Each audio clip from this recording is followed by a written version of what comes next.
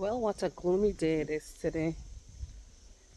It's Friday, September the 6th, and I'm out here. I'm about to go check on the chickens, but first I'm going to do a little bit of a walk around because I'm going to check on my elderberries because it's just about time to harvest them. I have them protected here in these mesh bags that works really well for them.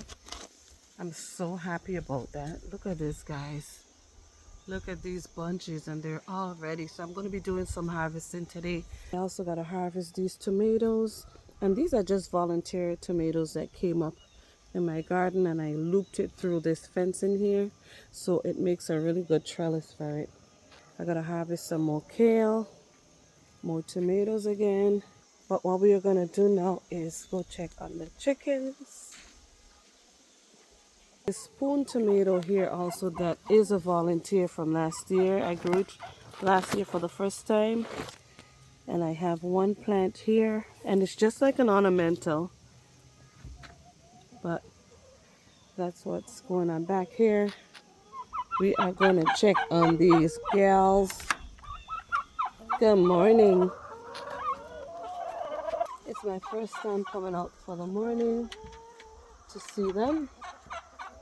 But why I'm really here is to check on the meat birds because today is the final day for them. And I am going to be coming in here in about a couple hours and removing the feed from them. But I'm also going to be refilling their water. They still have about a quarter of that water left in that waterer. But the size, y'all, they are giants. And they're going to be 7 weeks old tomorrow. Exactly 7 weeks old. And so we're going to be harvesting them. They're just big enough for us. They're really big. They're like roasters. But they have a little feed left. They're probably going to finish that by the time I get out here again in a couple hours. We cleaned out here last night like we do every day. And put down fresh pine shavings because they literally dust bathe in the pine shavings. These meat birds don't roost. These are Cornish cross and they're heavy, so it's hard for them to fly up to roost at nighttime to sleep, so they just sleep on the floor. And this is why we come in here and we clean them up every day. As you can see, there is some poop on the feathers right there, and see, they're just sitting right there, right where they poop. So we come in every day and clean. I turn this a couple times when I come in because I just think it's gross. I don't want to handle chickens that have been bathing in feces, and so we come out here and put in that extra work for this short amount of time to get them going, to keep them healthy, to keep ourselves healthy also, because when you have feces, there's a lot of bacteria and all that other stuff that comes with it that you don't want to have to deal with. So let me just give you a view of them. They're looking great. Have some really good meat on them. And there's 24 of them in here.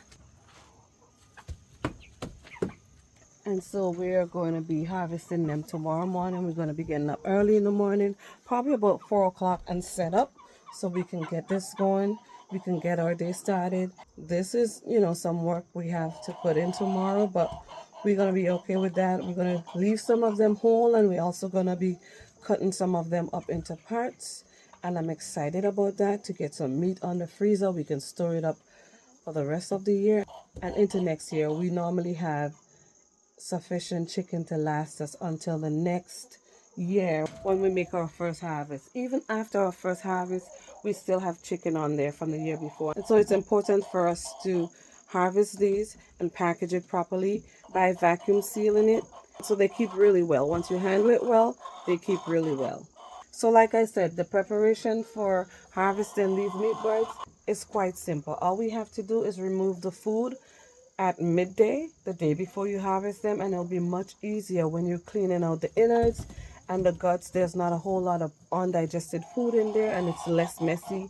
So that's just a method we use and it works out great for us. I'm excited about that because I do not like to clean chicken that decide, okay, we want to eat or we're going to eat, or sometimes if I forget to move the feed the day before, then this is what's going to happen. Because when it's harvesting there, it's harvesting there. And whether I remember to remove the feed or not, we're going to be harvesting them. We are preparing them today. And I can take their feed away now, but because it's probably like after 10 in the morning.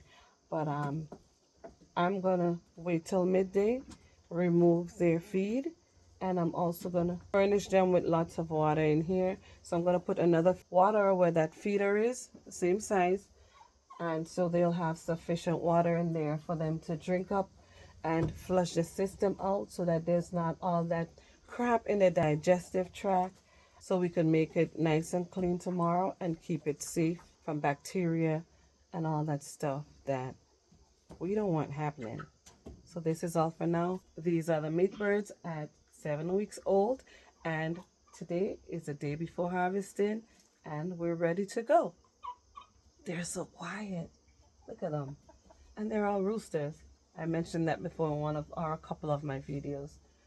But I'm ready to get going. We're going to be setting up. I hope tomorrow is as gloomy. It's a cooler morning, and so this is why we wake up early in the morning so we can catch that morning cool air. The meat is safer when it's cooler out, and so this is just going to be perfect temperatures for us to get started early in the morning, get all our lighting set up because it will be obviously still dark out. The days are already shorter, and so we have all our setup in place that we can get this done adequately and efficiently. As always, thank you for watching, and I'll see you again next time right here on Fifi's Urban Homestead and Lifestyle.